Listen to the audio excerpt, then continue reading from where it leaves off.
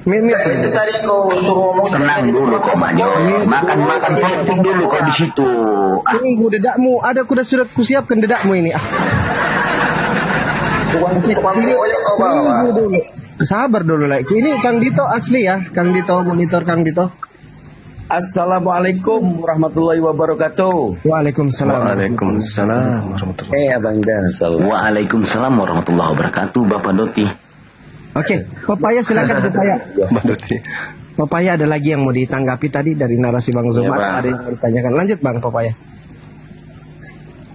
Satu pertanyaan doang Bang. Kan orang Islam kan kalau apa itu selain agama Islam itu kan kafir itu selain agama Islam. Apakah kafir itu Kristen? Apa semuanya gitu? Hindu juga Buddha gitu, kafir juga itu. Apa Kristen aja? Iya, semua agama atau keyakinan setelah datangnya Islam, tapi mereka tidak sampai ke Islam, tidak meluk Islam, maka mereka semua adalah golongan orang-orang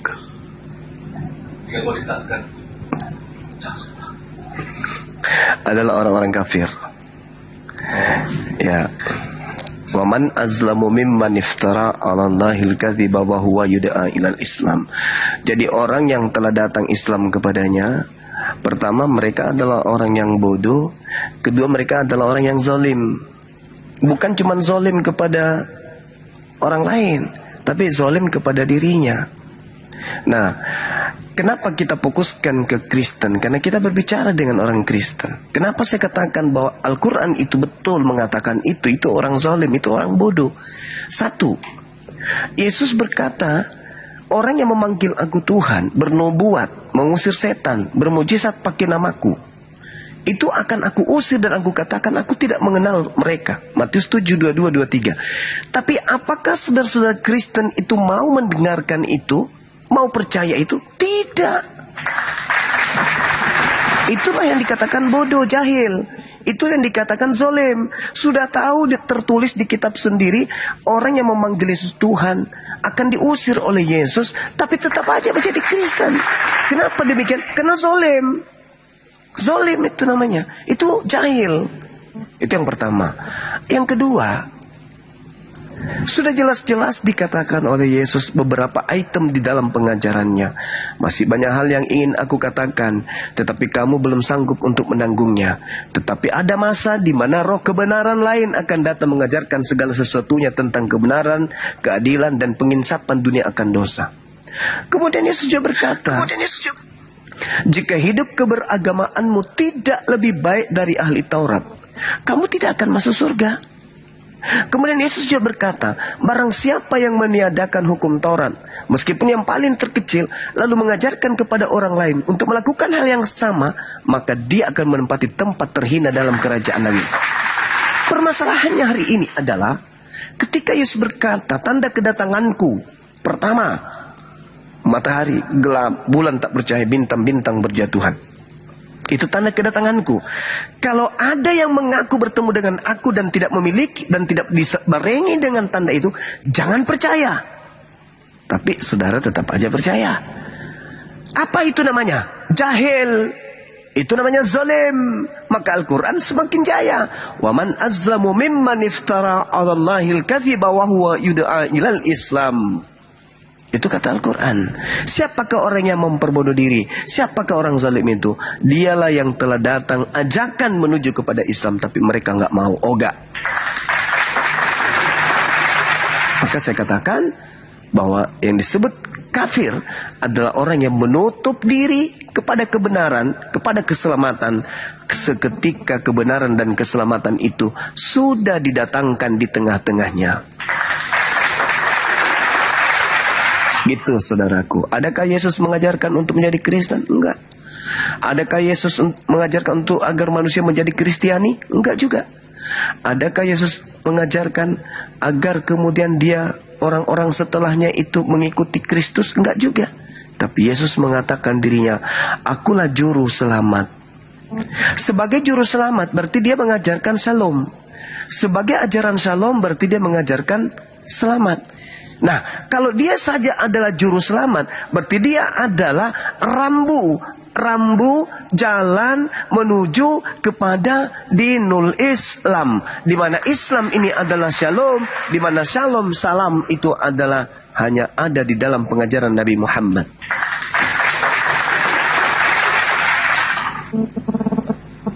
Bagaimana saudaraku? Silakan. Silakan Bang Papaya. Ini benar loh perkataan, cuma dicek-cek benar juga itu. Loh, pengikut Yesus Bang, gak usah ragu. Yesus itu mengajarkan kebenaran. Kenapa? Silakan. Kenapa di pendeta itu tidak pernah gitu membahas tentang itu? Ya karena kalau dia bahas itu di gereja, siapa yang mau datang minggu depan? Habis perpuluhan. Makan apa mereka? Mereka harus memperkuat pertahanan supaya jemaat bertahan. Karena kalau jemaat tidak bertahan, nah pemasukan mereka dari mana? Mobil mewah, rumah mewah, anak kuliah ke luar negeri, liburan kemana-mana, itu dari mana? Ya dari jemaat. Dari major. Nah, kalau dia buka aib, buka sendiri, hancurlah. Sementara orang yang bersama dengan iblis itu cinta dunia. Ad-dunya sijnul mu'min wa jannatul kafir. Orang kafir itu mensurgakan dunia. Jadi dunia ini adalah surganya. Maka untuk menikmati segala kenikmatan, kebahagiaan, kesenangan, mereka harus banyak cuan. Satu-satunya sumber cuan ya perpuluhan. Supaya perpuluhan bertahan, ajaran Yesus diumpetin. Ajaran sibilisis yang harus selalu dibuka. Barang siapa yang berkata dengan mulutnya bahwa Yesus itu adalah Tuhan, maka dia akan diselamatkan. Dosa-dosa kita sudah ditebus dan kita ini adalah anak-anak yang sudah dimeteraikan dengan surga. Siapa yang gak mau? Mati tidak ada, kemudian siksa kubur. Wah, enak kali. Kemudian setelah mati nanti terangkat ke surga. Bah, enak kali. Gak pernah nyembah Tuhan, hanya nyembah sibilisis, makanan-makanan yang diharamkan kemudian itu semuanya dimakan, minuman yang diharamkan semuanya diminum, kemudian jangan ada ilah lain di hadapanku. Mereka bikin ilah-ilah dalam bentuk manusia dan burung merpati, lalu mimpi masuk surga. Siang malam keluar, tinggalkan rumah, cari nafkah, membanting tulang, benar-benar membanting tulang, dikasih oleh Tuhan. Tapi apa? Mereka tidak mau beribadah. Yang penting aku sudah kasih 10% sama gereja, udah dia gereja mendoakan aku, amanlah aku hidup dunia aja, cari nafkah sama sekali seminggu, itu pun kalau lagi-lagi pengen aja. Tapi tak ada larangan. Seenak gue hidup seperti kerah. Tidak ada larangan, tidak ada aturan, tidak ada perintah. Adapun perintah, adapun larangan hanya buatan gereja, hanya buatan sendiri. Ibadah minggu ada perintah, nggak ada. Makan babi ada perintah, nggak ada. Natalan ada perintah, nggak ada. Kebangkitan, memperingati kebangkitan Yesus ada perintah, nggak ada. Memperingati kematian Yesus ada perintah, nggak ada. Seluruh rutinitas ritual yang dilakukan tak ada perintah, cuman buatan-buatan mereka ajanya. Nggak ada. Dengar tuh Major. Coba secara rasional, baru-baru ini ada orang lewat. Kasih orang Kristen nanggapin, cuma jangan diborong semua. Ada orang lewat pawai, ada yang mikul kayu berbentuk palang, kemudian dipukulin, dicambuk dan seterusnya. Itu dipamer di zaman modern seperti ini, yang kayak gitu dipamer. Tujuannya apa, Rek? Oh, supaya kalian melihat bahwa Tuhan itu begitu kasihnya, dia turun ke bumi menjadi manusia, dicambuk, ditampar, diludahin. Alamak. Hanya orang yang berwatak kerah yang bisa kalian tipu dengan pola-pola pagan seperti itu. Itu bullshit. Itu bukan ajaran para nabi. Nggak ada nabi yang mengajarkan kayak gitu. Nabi mana yang ngajarin? Tak ada. Itu cuman ajaran agama barat yang kemudian masuk ke Indonesia ini dengan mengambil kitab Spanyol dari terjemahan Septuaginta, dari terjemahan kitab Tanaknya orang Yahudi.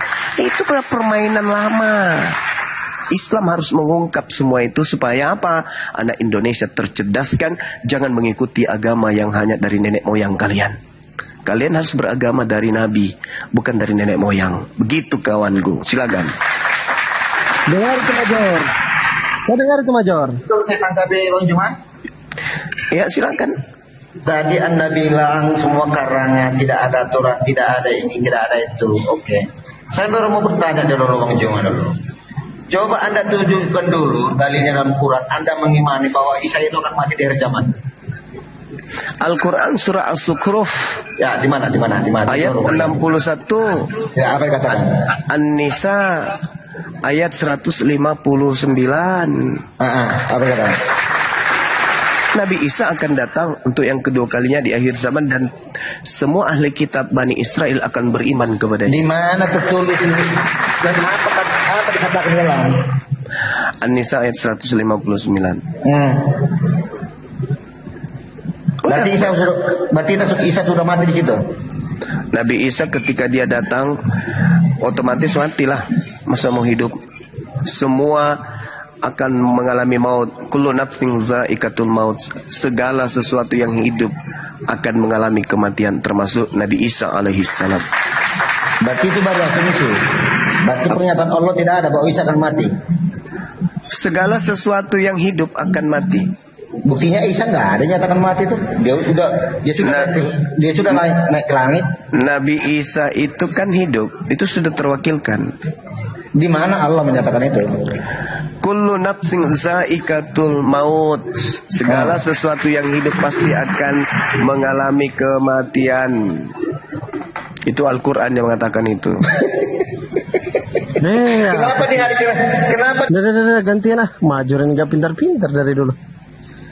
Astagfirullah. Silakan Bang Papaya atau Bang Rostro mungkin belajar lagi kita. Silakan Bang Papaya. Izin 2 menit aja. Silakan kan. Silakan Bang Arif, silakan. Yang pertama, info yang awal tadi, Gurunda.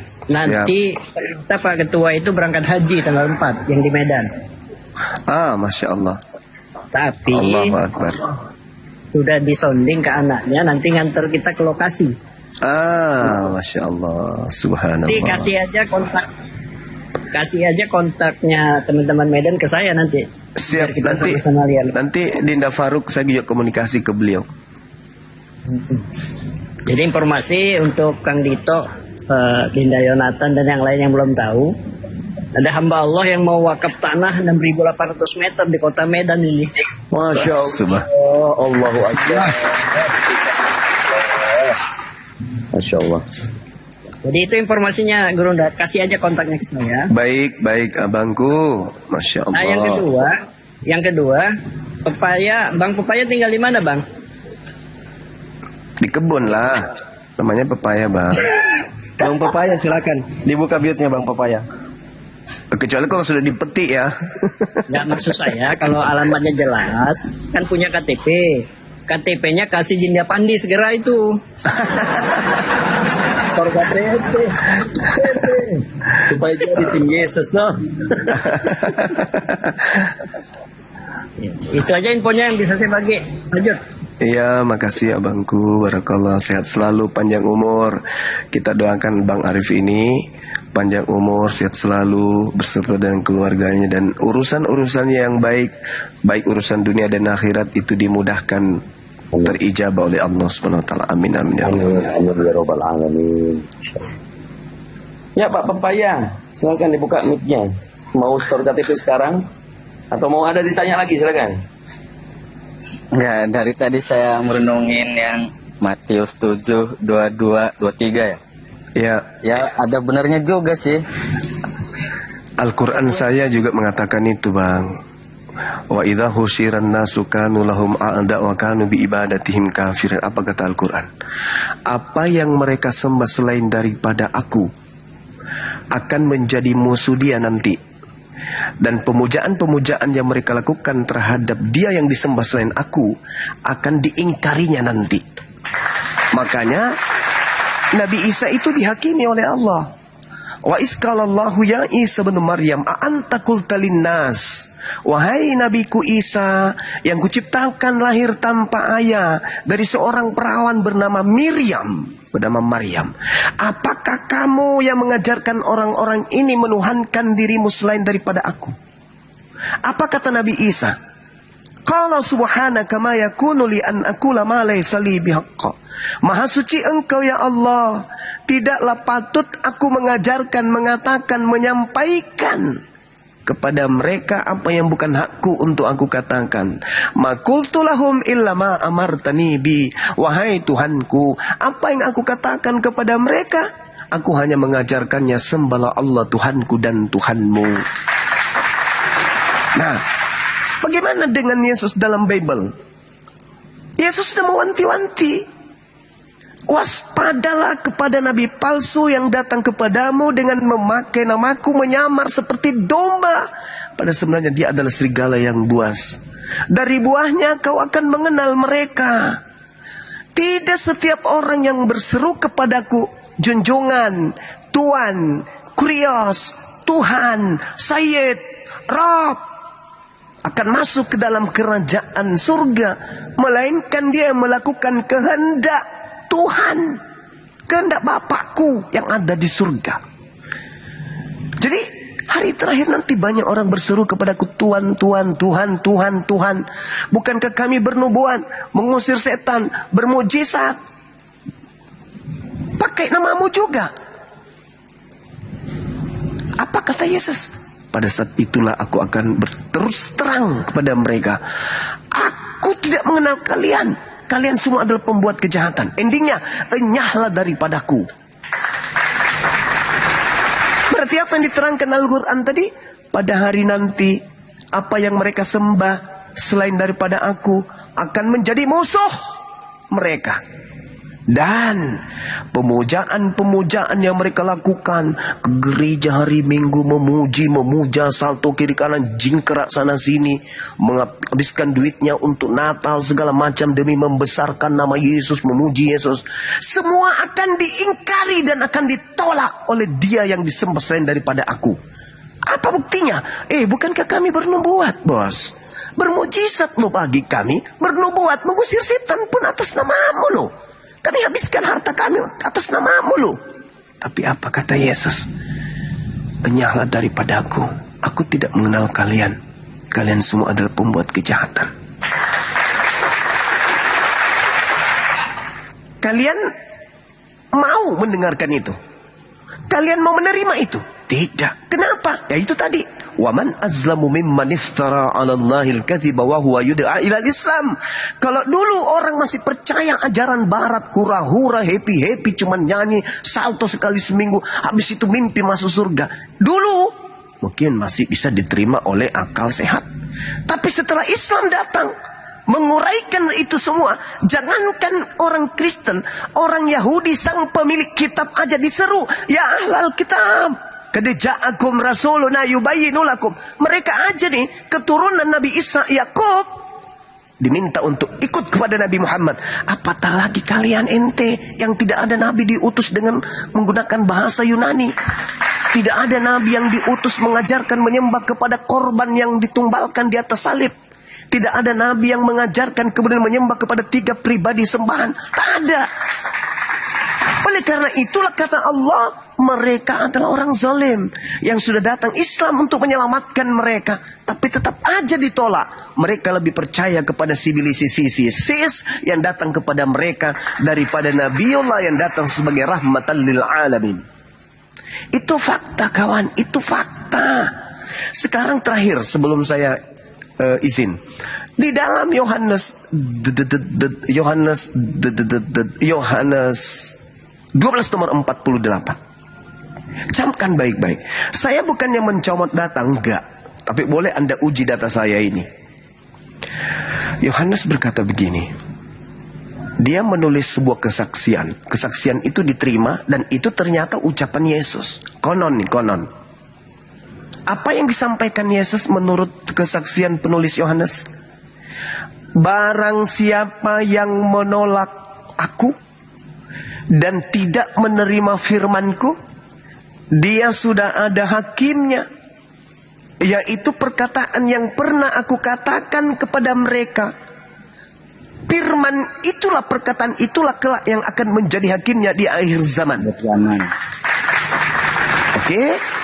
Anda paham, saya paham. Anda berdiri, Bang Suma berdiri, di samping Anda kelak di hadapan Yesus. Yesus datang, turun ke bumi untuk yang kedua kalinya. Dihakimilah kita. Saya dipanggil. Ente yang namanya Bang Suma, ya, yang paling sering kemudian menyampaikan berita-berita tentang aku melalui cerita-cerita Bible yang disusun oleh orang Roma kepada bangsa Roma Yunani dan langsung ke negaramu. Iya, betul Paman. Tos dulu. Tos. Kamu terlalu banyak kemudian memberikan pengarahan pencerahan kepada orang-orang berdasarkan pengajaranku yang masih disaksikan oleh orang-orang yang bersaksi kepada penulis Bible. Iya, betul. Terima kasih, bro. Yes, namamu siapa? Bang Suma. Oke, sip. Aku mau tanya Bang Suma. Silakan, Paman. Ketika kemudian dunia mempertontonkan orang-orang yang menyembah aku, kehidupan dunianya jauh lebih maju daripadamu. Mereka lebih dulu menemukan dan merasakan nikmatnya dunia daripadamu. Kau lihat mereka bahagia. Mereka menikmati hidup di dunia begitu sempurna. Mereka mau makan apa saja. Mereka mau menikmati apa saja. Mau jalan-jalan kemana saja. Mereka mencapai kesuksesan duniawi. Kenapa ente tidak ikut kepada mereka? Mereka menuhankan aku. Kenapa kamu kagak? Saya dengan santainya menjawab, Saudara Yesus, aku mau nanya, boleh mereka mencapai kebahagiaan dunia? Boleh. Dan sedikit pun aku tidak iri dan cemburu untuk itu. Tapi izinkan saya bertanya, adakah ente mengajarkan untuk menuhankan dirimu di samping daripada Elohim yang mengutusmu? Adakah itu? Kalau ada, di mana itu tertulis perintah itu? Adakah ente mengajarkan orang-orang ini mengatakan engkau itu mati dengan jalan kutuk demi dosa-dosa mereka? Adakah ente mengajarkan mereka untuk ibadah minggu? Adakah ente mengajarkan mereka untuk Natalan? Adakah ente mengajarkan kemudian mereka untuk melakukan agar mereka percaya kepada sosok manusia yang bernama Paulus? Adakah? Tolong, kalau ada berarti aku salah. Saya gagal 2 kali. Gagal menjadi mereka penikmat-penikmat dunia. Dan gagal kemudian masuk ke dalam surga oleh karena tidak mengikuti pesanmu. Apakah ada ajaranmu, perkataanmu, ucapanmu, kurikulum submateri pada saat kalau proses belajar mengajar kepada mereka? Adakah ajakanmu untuk menuhankan dirimu? Oh, kalau itu nggak ada. Lalu, apakah harus aku memperbodoh diri hanya karena kenikmatan sementara? Di ujung kehidupan mereka kena tumor, kena ginjal, cuci darah, benjol kepalanya, botak gugur rambutnya, giginya hancur semuanya. Aku mau ikut kenikmatan semua seperti itu. Oh no, bukankah kamu sendiri yang mengatakan, barang siapa yang menolak aku, dia sudah ada hakimnya, yaitu perkataan yang pernah aku ucapkan. Mana perkataanmu agar engkau dituhankan? Ada? Ada enggak? Enggak ada, Bang Suma. Lalu, kau mau menghakimi aku? Ya enggak lah, kan aku menghakimi berdasarkan perkataanku sendiri. Barang siapa yang menolak aku, dia sudah ada hakimnya, yaitu perkataan yang pernah aku ucapkan kepada mereka. Perkataan itulah kelak akan yang menjadi hakim untuk mereka. Nah, mana ucapan itu? Adakah? Bukankah kau mengatakan bahwa barang siapa hidup keagamaannya tidak lebih baik dari ahli Taurat, maka dia tidak akan masuk surga? Ahli Taurat, hidup keagamaannya, syariatnya belum sempurna, bukan? Kau sendiri mengatakan, masih banyak hal yang ingin aku ajarkan, tapi kamu belum sanggup untuk menanggungnya. Tapi ketika dia seorang penolong lain yang engkau minta di dalam kitab Yohanes 14:18, aku akan minta kepada Bapa agar Bapa mengutus seorang lain, penolong lain, agar mengajarkan kepada segala sesuatu keadilan, kebenaran, dan pengsapaan akan dunia. Bukankah itu adalah ucapanmu? Betul, itu ucapanku. Nah, engkau minta aku ikut kepada seorang penolong lain itu kan, yang memuliakan dirimu kan? Betul. Lalu, aku melakukan itu. Aku mau memuliakanmu setiap saat. Ketika mereka mengatakan engkau diludahi, aku tidak mengatakan itu. Aku marah. Ketika engkau dikatakan ditampar, ditonjok, aku marah. Ketika engkau dikatakan kemudian digantung, ditombak, dibunuh, aku marah. Bukankah engkau mengatakan, pada saat aku lapar, pada saat aku kedinginan, pada saat aku sakit, pada saat aku haus, engkau tidak memberikan makanan, engkau tidak memberikan kemudian tumpangan, engkau tidak memberikan aku selimut, engkau tidak memberikan aku tempat tinggal. Aku datang mati-matian siang malam, membersihkan namamu, membuat engkau tidak kedinginan, membuat engkau kemudian tidak kelaparan. Aku siang malam mengucapkan kepadamu, alaihi salam, alaihi salam, alaihi salam, alaihi salam.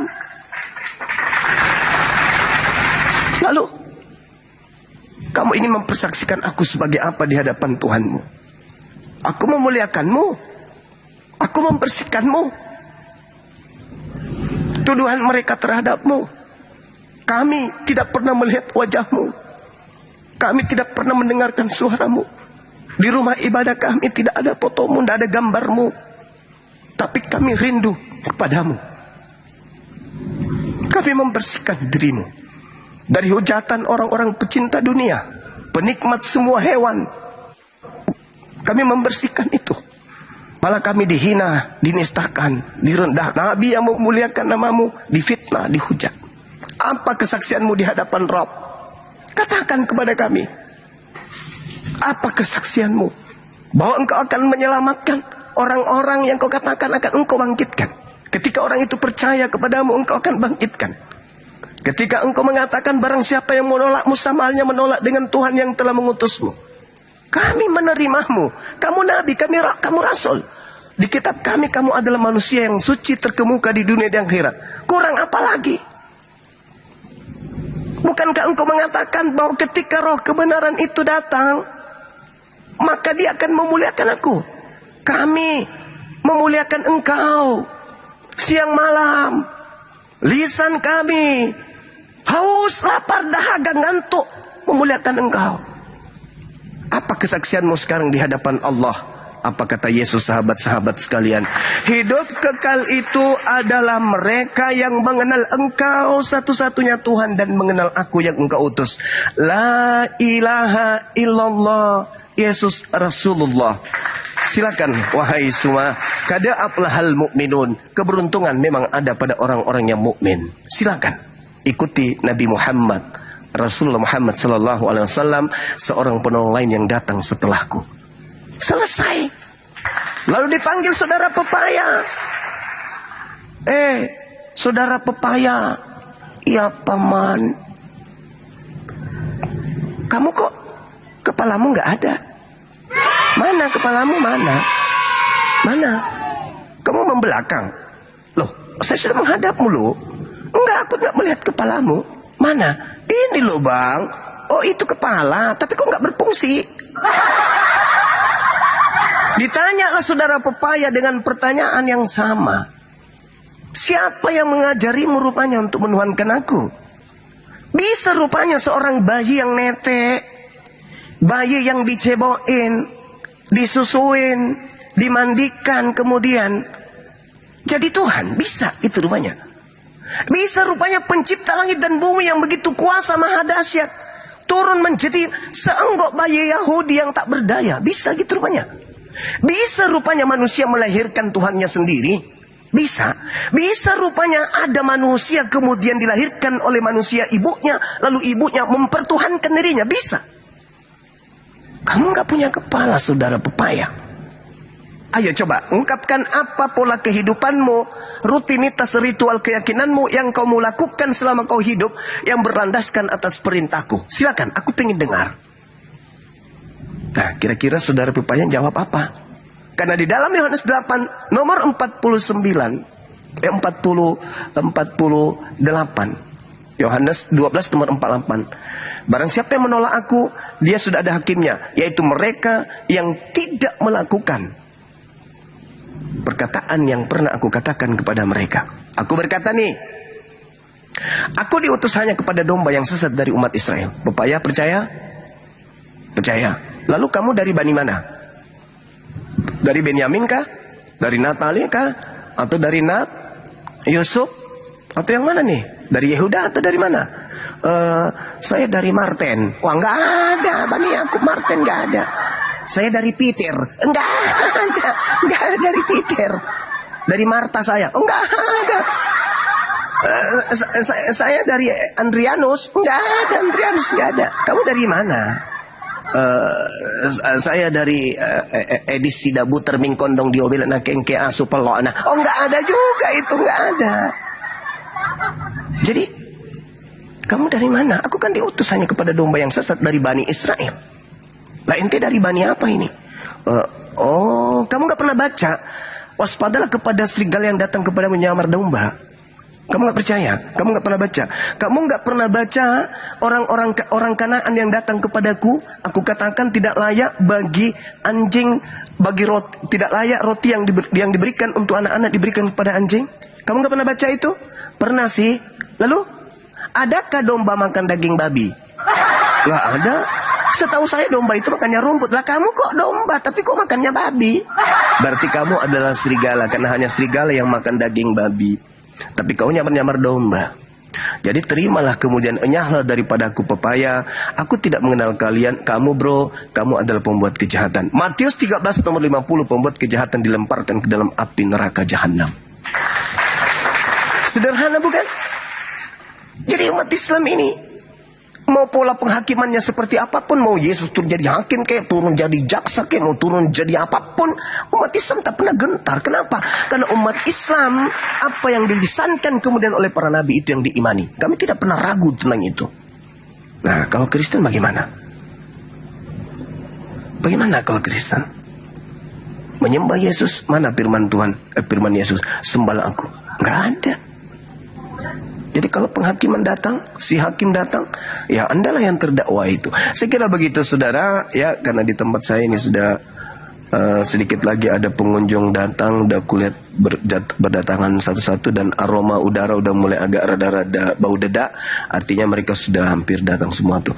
Saya kira begitu saudara, silakan Anda pikirkan. Di sini ada adik saya, ada guru saya, ada abang saya Bang Arif, ada Bang Kaisar, ada Dina Yonatan dan Dito. Silakan Anda bertanya sepuasnya. Nanti kalau saya ada kesempatan saya masih menanggapinya. Silakan.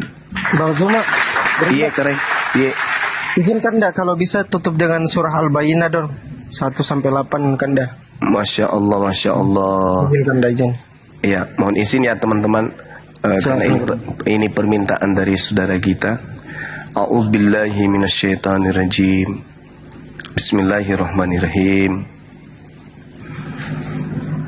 Lam yakunil ladina kafaru min ahlil kitabi wal musyrikina munfakkin hatta ta'tiyahumul bayyinah rasulun minallahi yatlu suhufan mutahharah fiha kutubun qayyimah wa ma tafarraqa alladhina utul kitaba illa min ba'di ma ja'atuhumul bayyinah wa ma umiru illa liya'budullaha mukhlisin lahuddin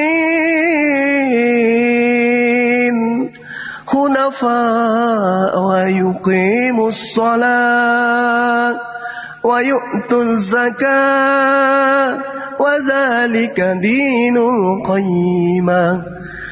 Innal ladzina kafaru min ahlil kitabi wal musyrikina fi nari jahannam khalidina fiha ulaika hum syarrul bariyah. Innal ladzina amanu wa 'amilus salihati ulaika hum khairul bariyah jazaa'uhum 'inda rabbihim jannatu 'adnin tajri min tahtihal anhar khalidina fiha abada radiyallahu anhum wa radu an zalika liman khashiya rabbah sadaqallahu azim. Masya Allah.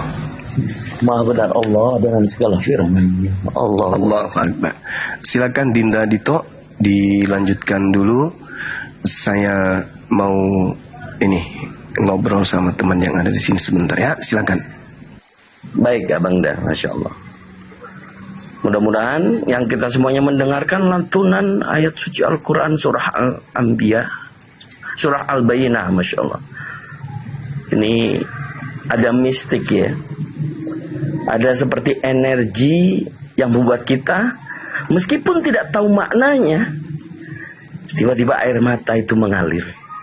Pada saat dikatakan minar, naudzubillah, summa naudzubillah. Alhamdulillah. Barakallahu fiik Abang Da, Bang Zuma. Iya, Kang Dito silakan diambil alih dulu ya Kang Dito ya. Ya, baik. Saya terharu juga gitu loh.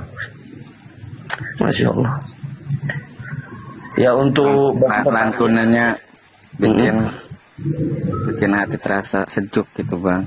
Kayak ada ngerasa apa gitu. Masya Allah. Itu bisa dipikir bahwa sebagian daripada hidayah mendengarkan lantunan Al-Quranul Karim, ayat-ayat suci Al-Quran itu bagian dari hidayah Bang. Tapi beda kan kalau kita baca Amsal gitu kan, udah beda itu. Iya Bang. Allah. Jadi Bang Pepaya, kalau kita memang mendiskusikan ya tentang keagamaan, pastinya kita pengen mencari kebenaran yang hakiki, terutama mana yang firman dari Allah, Tuhan yang maha menciptakan alam semesta, dan mana yang ditulis oleh manusia, kita tidak tahu dari mana ujungnya. Kalau artinya, mohon maaf, saya nggak punya device lain kecuali nanti para hamba Allah kirim ke rumah. Ya mungkin sama yang bisa baca terjemahannya, sama Fandi bisa Fandi baca. Ya, nanti teman-teman dibuka aja ya teman-teman ya. Biar teman-teman juga kalau bisa Al-Qur'annya teman-teman baca Al-Qur'annya dulu. Itu referensinya di dalam surah Al-Bayyinah ayat 1 sampai 8. Surah ke-98. Ya, Ini untuk edukasi juga teman-teman Kristen, nggak usah kita bacain, nanti teman-teman baca sendiri biar kalian belajar. Gitu, Kang Dito silakan. Secara mungkin singkat detail maknanya ya, bahwa hanya orang-orang yang beriman dijanjikan oleh Allah adalah surga Firdaus. Dan bagi orang kafir yang tidak beriman, tadi dikatakan minar. Nar itu neraka. Ini Al-Quran yang datangnya dari Allah, diberikan kepada Nabi Muhammad SAW. Oh ya, mungkin Abang Da, Jonat, Assalamualaikum, mau ditambahin Kanda? Bang Yonatan Nandar mungkin monitor. Tidur kayaknya Bang. Ya, Kang Dito aja lah, silakan Kang Dito. Iya, baik. Jadi Pak Pepaya, kira-kira di keimanan kekristenan, apakah Anda 100% meyakini sesuai dengan keyakinan yang saat ini Anda sebagai orang Kristen jemaat, atau mungkin kalau pendeta pastor ya mudah-mudahan bisa lanjut diskusi. Tapi kalau jemaat, dan kira-kira apa sih yang bisa diceritakan kepada kita, dan setelah diskusi apa yang dibilang sama Bang Zuma itu semuanya tadi benar, maka mau nggak join dengan tim Yesus? Tinggal Bang Pepaya kirim KTP-nya, nanti kita lanjutkan. Iya, saya tadi berpikir yang Matius 7, 22, 23 itu. Agama siapa yang kayak gitu ya kan, selain Kristen? Dalam nama Yesus, orang mati berjalan, orang lumpuh berjalan, orang sakit bisa sembuh. Kan cuman Kristen itu Bang. Saya pikir-pikir dan pikir ada benernya juga itu Bang Zuma itu. Iya, Bukan orang ngusir-ngusir roh. Itu kan pakai nama Yesus itu Bang. Siapa agama lain selain itu gitu Bang? Saya dari tadi sedih mikirin gitu. Ya, kalau di tim Yesus, Bang Pepaya, kita semuanya yang mencintai Yesus. Kami semuanya tidak mengingkari ajaran Yesus atau Nabi Isa alaihissalam yang kemudian diberitahukan oleh Nabi kami Nabi Muhammad SAW bahwa beliau memang dimuliakan. Tidak benar, tidak komplit iman kami kalau tidak mengimani Nabi Isa alaihissalam. Gitu. Jadi contoh para mu'alaf kayak saya misalnya. Saya bukan mu'alaf ya, mukalaf ya. Ya saya bangga dengan Islam karena tuduhan-tuduhan yang kemudian Pak Pepaya mungkin melihat dari garis besar itu tadi semua benar ajaran Yesus. Setelah kemudian perbedaannya, ada satu manusia mengaku bertemu dengan Yesus itu, tetapi Yesus sudah memperingatkan, bukan Yesus sendiri yang akan datang di padang gurun, di bilik. Yesus sudah mengatakan, Matius 24. Walaupun itu dalam mimpi juga ya Bang? Iya, walaupun dalam mimpi itu semuanya palsu. Karena Yesus sendiri yang mengatakan, waspadalah akan ada banyak penyesat yang akan menggunakan namaku dan mengaku aku sebagai Kristus. Jadi Yesus itu hanya kepada para murid pada zaman itu saja. Kemudian karena saking cintanya para murid, bahkan sudah ada yang dikatakan akan menyangkal dia setelahnya, mendirikan jemaat Batu Karang, disebut dengan Katolik. Apakah itu yang diajarkan Yesus? Tidak. Kemudian muncul lagi abad 16 Protestan. Apakah itu yang diajarkan Yesus? Tidak. Hanya karena satu orang yang mengaku bertemu dengan Yesus di padang gurun dan sesuatu itu mengatakan, akulah Yesus yang kau aniaya. Apakah itu Yesus? Lihat dari buahnya. Tadi yang dikatakan oleh Abang Dazuma. Lihat buahnya. Apa buahnya? Sama dengan ajaran yang Yesus ajarkan atau bertentangan? Yesus mengatakan dia tidak membatalkan hukum Taurat. Dia tidak akan melenyapkan hukum Taurat sampai satu titik iota pun. Tetapi orang yang mengaku bertemu dengan yang mengaku bertemu dengan Yesus itu membuat